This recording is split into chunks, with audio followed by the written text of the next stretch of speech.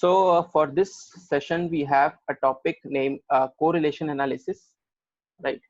So first of all, correlation analysis. And in the yesterday's session, I have discussed a few names of correlation analysis.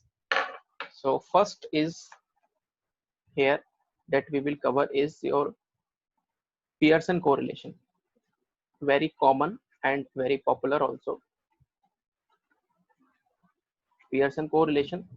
The second one that we have rank correlation.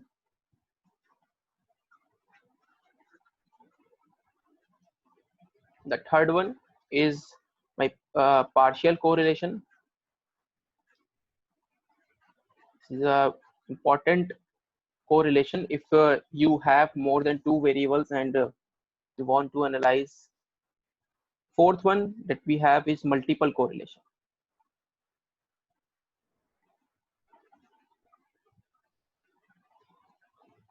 Multiple correlation, right? So Pearson correlation is for to test your nominal scale.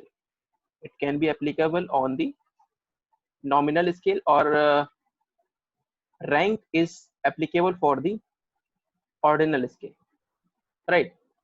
We apply it on the ordinal variables or ordinal scale. Partial is the correlation if we have more than two variables or more than two factors, and we want to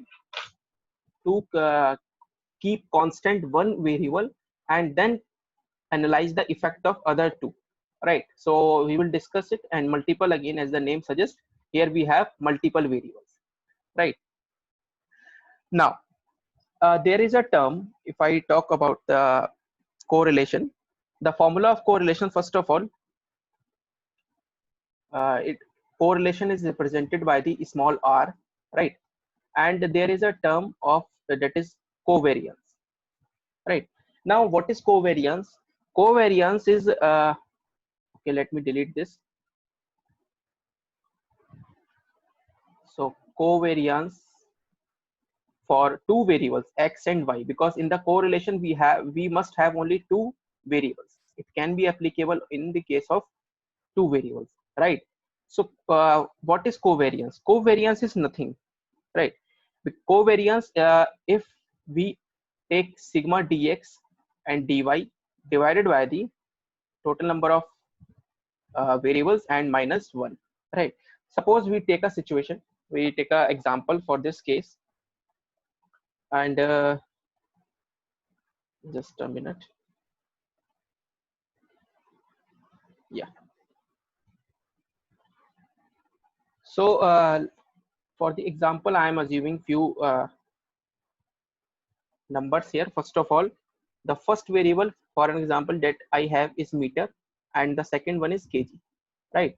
So we have some values in meter. First, this is my x and this is my y, right? Now in the x and in the y, here are few values. First of all, for an example, 3, 4, 3, 5, 4, right? Okay. Now same in the case of y, I have same 5 variables, 7, 8, 8, 9 and 7. So just for the example, now the mean of this x, let's say 4. This is for the example only, right? And this mean for y is for example 7, right? Now the next step to calculate, that we calculate the dx. Dx is what? Dx is nothing, just x minus x bar, right? We all have read this in the basic statistics, but my motive is to remind you to all the concepts in order to relate the correlation with the help of SPSS, right? So x and minus x bar. So here my x is 3, 3 minus 4, 3 minus 4, I have minus 1, right? 4 minus 4 equals to 0. Again 3 minus 4, you will get minus 1. 5 minus 4, 1, and 4 minus 4, 0, right? and if you add all these values, you will get sigma dx, right? Now the second one is, again we have to calculate the dy. Again the formula is same, y minus y bar. So my y is 7 and mean is 7, right? So you will get 0. 8 minus 7 1, 8 minus 7 1, 9 minus 7 2, and your 7 minus 7 0, right? Perfect. And this is the total of this column is called the sigma dy. Okay, now the next is what we do in the next step, we multiply both the values, right? Dx multiplied by dy. This is what we generally do, right? Now my dx is -1 and this is 0. So the effect of dx and dy, it has two effects. If you see, it has two effects. First one is the sign effect, right? Sign means negative or positive. And second one is effect size. Effect size, right? Now if you multiply first two, -1 or 0, so you will get here 0. So 0 is my effect size, so sign will, of course it will be 0 because there is no sign. If you multiply or divide with 0, right, so you will get 0. Now for the second one, again effect size is 0 and this one is 0. Now in this case here I have -1, right, and 1 here. So if you multiply, what would be the effect size? I will get 1 and the sign will be negative, right? In this case if you multiply, you will get positive sign and the value will be 2, and here again 0. Now if you add all these values, it will be call it as sigma dx and dy, right? Whatever the value you will uh, have, it doesn't matter, right? Let me erase this one. Okay, so this is your sigma dx dy, and sigma dx dy has two values. First is sign and second is your value, right? Now in this case, if I add all these values, right, so 2 or 1 3 and the sign plus minus, right? I think 2 minus 1 1, no, it's not right. Okay, so I will get here, I have +2 and -1 2, so 2 minus 1 1. So I got the 1 here, right? And the value is positive, sign is positive. So what I can interpret, that in the meter and in kilogram there is a positive covariance. This is the formula of your covariance, right? Not this is not a complete formula, right? But I just explain you one situation here. If I ask you, now let me erase this. If I ask you that there is a formula of covariance, let me write sigma dx dy divided by n minus 1. Now what would be the unit of this covariance? What is the unit of this covariance? Answer in the chat box. What would be unit of this covariance? I have two variables, meter and kg, right? So I just calculate. So if the value is whatever the value we have, so what would be the unit of this covariance?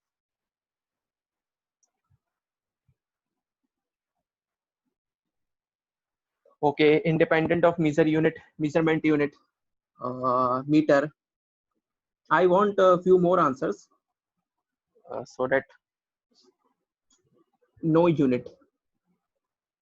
Okay, no unit of unit. All right, so because value of meter is high, no, in this all right, I will explain. No unit, you all are saying that no unit. Mkg, Subodh Kumar. Okay, mkg, right? Positive or negative units? No, I'm asking about the units. Unit means if the unit is meter or kg. Suppose the value you got is 10 or 5, whatever the value you have for this covariance, right? So how you can this 5 is what? 5 is your kg or 5 is your meter.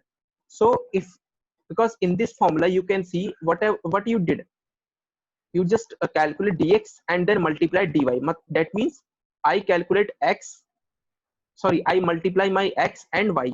What is my x? X is my meter and y is my kg. So what would be the unit of my covariance? My unit is meter kg, this one, am multiplied by kg. So this is the unit of this would be the unit of your covariance.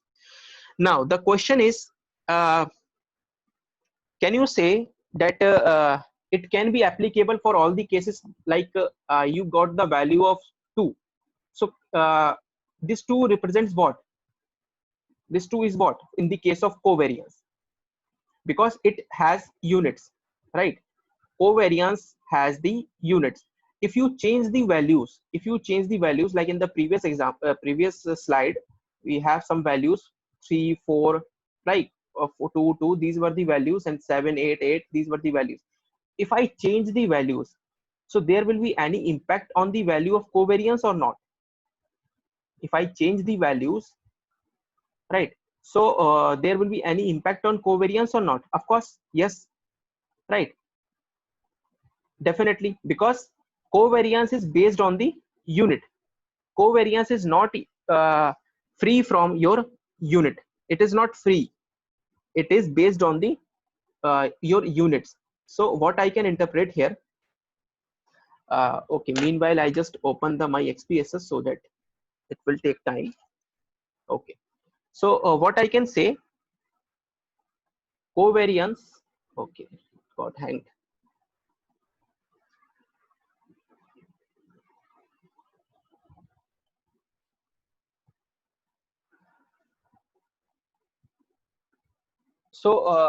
So what I can interpret here, simply covariance is not standardized. Covariance is not standardized value, right?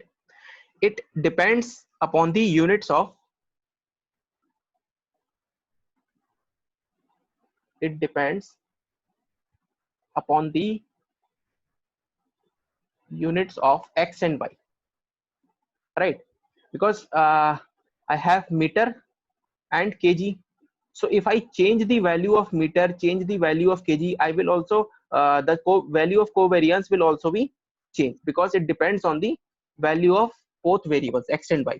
So this is not standardized, because if uh, you cannot say that there is any relationship between meter and kg, because once you change the values you will get different values, you will get different sign also, right? So you cannot justify your result with the case of covariance. So covariance is just an unstandardized measure of relationship, right? It is the unstandardized measure of relationship. Most of the researchers, they do not consider covariance for their study, for their analysis, right? They always take correlation. Now what is the correlation? Correlation is represented by the R, right? And the formula of correlation is, if you have covariance, right, covariance of x and y, and you divide it, because I have to make covariance with unit free. Here you can understand, my covariance has units, right? It has unit value. So if I divide this by the units, so I will get unit free value. I will get unit free value. And this is what? This is nothing. This is your correlation. That's it. So if I have correlation, right? Sorry, covariance value, and if I divide it, divided what? Standard deviation of x, right? And standard deviation of y. So a unit is divided by the unit, because x and y both units. Here you have both units. So if you divide both the units, you will get only values, right? And this value, this is your correlation, right? And now what you can say, my covariance formula become unitless, right? This is my covariance formula, right? And if I divide it with the standard deviation of both the variables, I will get this value, and this is what, this is your unitless covariance value, or you can say the correlation, right? So correlation of x and y, you can interpret here, correlation of x and y is an unit free, is an unit free measure of the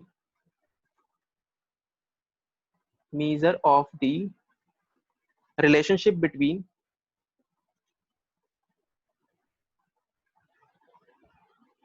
relationship between two scale variables, right? Two scale variables, x and y, x capital, right?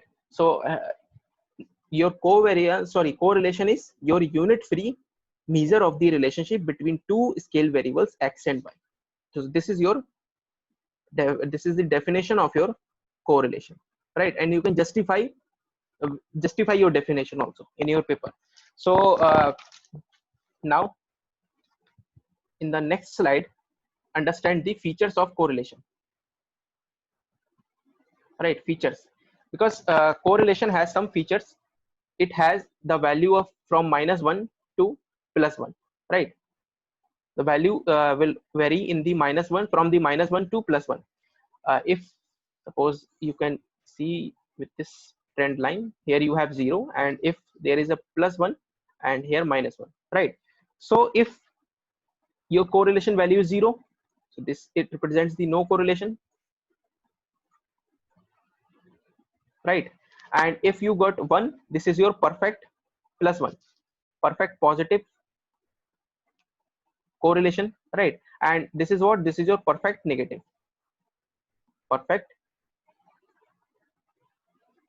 correlation, right? And here you can also see, because we many times it happens that you will not get exact 1 and exact 0 and exact -1, so you will get always be in the points. Many times it happens, right? Most of the times. So what I can what you can say, if the value lies 0 to ±4.5, then the effect is low, whatever the positive or negative, right? And if the value is from 4.5 to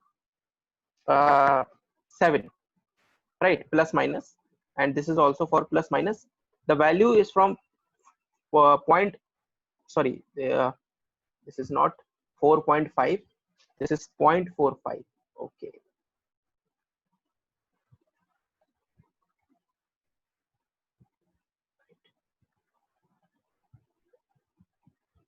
yeah.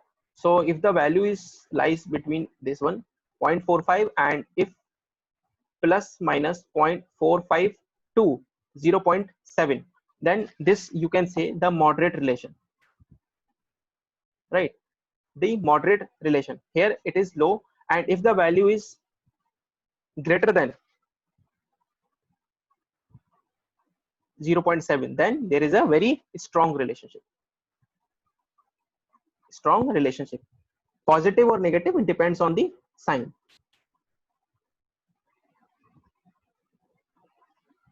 right? Now you can take the screenshot. Okay, so here we had discussed the some features about the correlationship now, and you can interpret low, moderate and strong relationship, right, with the help of these values. Now there are some steps to identify or to check the there is a how you can analyze the correlation, so we will discuss this on the SPSS file. Okay. Oh,